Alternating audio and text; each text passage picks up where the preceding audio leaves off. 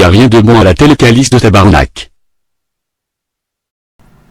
Ce que j'ai remarqué de certains conspirationnistes, c'est que la plupart d'entre eux regardent la TV, ils ont tellement peur qu'ils sortent pas de chez eux.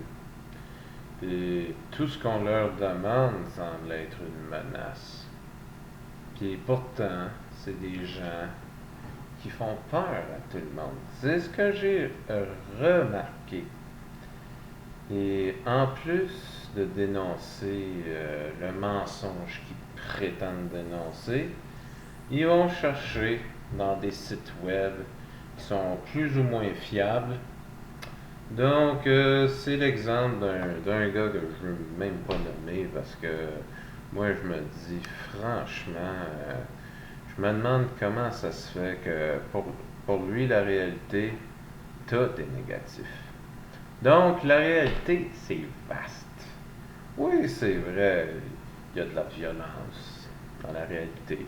Oui, il y a toutes sortes d'arnaques dans la réalité. Mais, ce qu'il oublie de penser, c'est qu'il y a des bonnes choses dans la vie. Donc, ce que j'avais fait récemment, c'est que je m'étais créé un autre compte justement pour lui poser une question.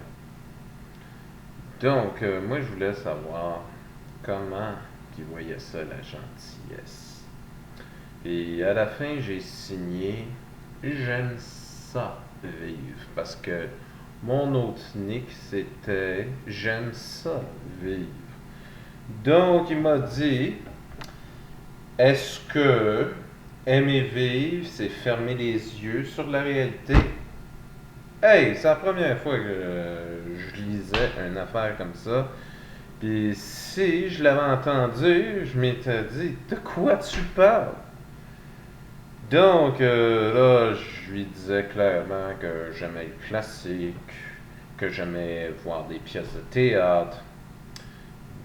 Puis là, je lui racontais que tout ce que je voyais à la télévision, c'est assez imbécile, surtout avec les annonces. Là.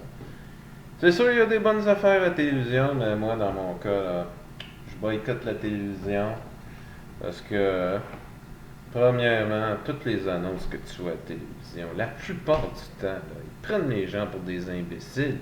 Il me semble, là, quand tu veux acheter un produit, là, tu veux que ce soit un bon produit, pas de la foutaise, hein?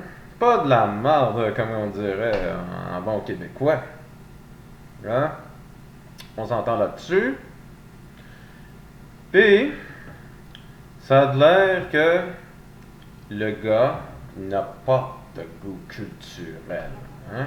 Parce que lui, il dit qu'il aime mieux regarder la réalité plutôt que s'enfermer dans un blasphème.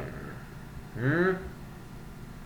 Et à la fin, il m'a dit d'aller me faire vacciner. Aïe, aïe, aïe. Pourtant, j'ai essayé d'être gentil avec.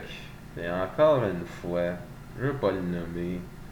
Parce que, pour moi, c'est un imbécile. Et ça, c'est sûr. Et là-dessus, je vous dis bon courage et à la prochaine.